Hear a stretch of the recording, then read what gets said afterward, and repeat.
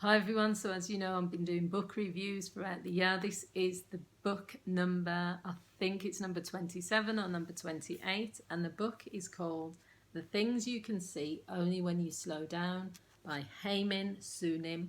It says there's been over 3 million copies sold of the book, and the back cover says, in this beautifully illustrated best-selling guide to mindfulness, Haimin Sunim, a Buddhist monk born in Korea who has experienced a lifetime of change, offers spiritual advice on everything from handling setbacks at work to dealing with love and relationships. So the book, as you can see, is quite thick. What I like about the book is that it has loads of quotes. So if you've been watching my YouTube channel, then you'll see that I've been doing little shorts over the last week with some of the quotes. I haven't done as many, but this book has got, I'd say it's got hundreds of quotes in, because each chapter has 3 or 4 pages full of quotes. So the book itself is around, there's lots of chapters: befriend your emotions, the art of maintaining a good relationship, temper your eagerness, the journey to forgiveness, do you know Kung Fu, when you look for your calling. So one of the things it says in the book is, when we usually think of mind and world existing independently of each other. So usually we think of the mind, our mind, and the world existing independently. If someone asks where our mind is, most of us would point to our head or our heart, but not to a tree or to the sky. We perceive a clear boundary between what goes on inside our minds and what happens in the outside world. The world comes to exist because we are aware of it. We cannot live in the reality of which we are unaware. So just to let you know, the reason I read that part first is because the book does go quite deep, and it isn't for everyone, and it can be sometimes for people. They'll think that certain types of books or certain types of how they're written maybe put you off, or you maybe have to think too hard. I like it, but I also feel that it wouldn't be for everyone. I like the fact that there's little sayings in there, there's little quotes, there's a few chapters which I'm going to read from the book as well. I gave it 8 out of 10, so I wanted to give it a fair reflection of just what I think. It's a good book because it's interesting, it made me think, it gave me a different perspective, but there's nothing mind-blowing about it. It's not the type of book where I'm going to be saying, right, this is one of the books I'm going to remember for the rest of my life or anything like that, but it is a good book. I'm not going to say it isn't. So it talks about, there's other things in here which says, there's a famous Buddhist saying, everyone appears as Buddhas in the eyes of the Buddha, and everyone appears as pigs in the eyes of a pig. The world is experienced according to the state of one's mind. When your mind is joyful and compassionate, the world is too. When your mind is filled with negative thoughts, the world appears negative too.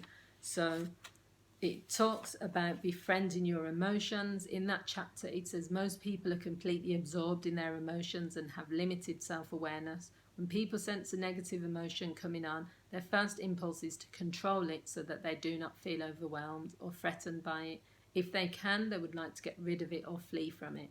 This is where people use expressions such as managing their anger or overcoming hatred instead of befriending your emotion.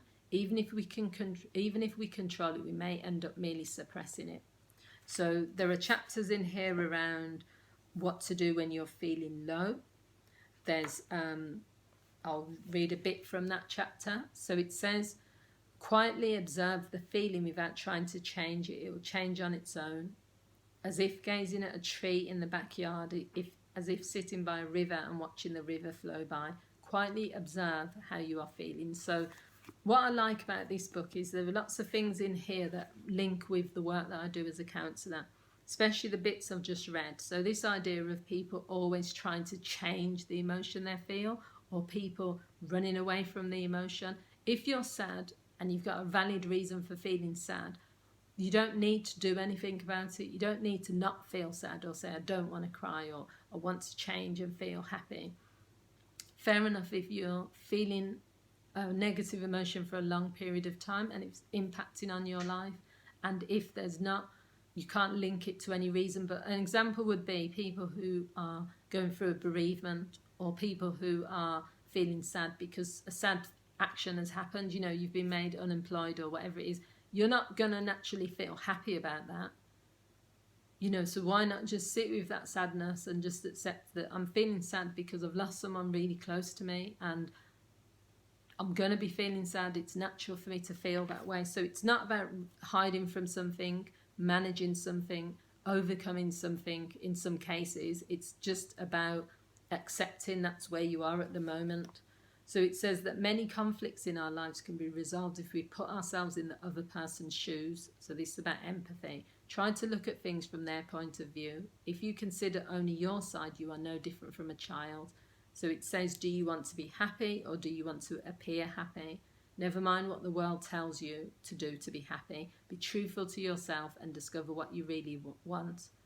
So it says, many of us invest time and money to live in a nice house, drive a fancy car and appear young and beautiful. But how much do we invest in the intangible things like good relationships? If we are fortunate enough to be surrounded by family and friends who love us for who we are, then we should be happy with that. So the book, I mean, I could just read the whole book, really, but I'm not going to do that. It's a review. It's a good book. It helps you to think. It's a very spiritual book. It gives you a lot of things that you can put into practice to help you feel more relaxed, help you deal with emotions, help you relate to people on a different level. That's what I enjoy about it. And I really like the idea of lots of quotes. That's why I've been doing the quotes as well, putting a few of them on my YouTube channel.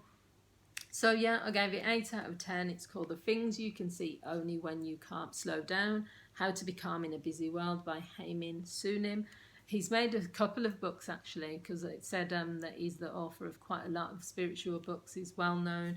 I mean, the fact that it's sold 3 million copies means that, lots of people are really interested in this stuff. So if you are as well, then just give it a try, buy the book for yourself. If you want to leave your comments about my book review, then feel free to do that, and I'll see you all soon. Thanks for watching. Bye.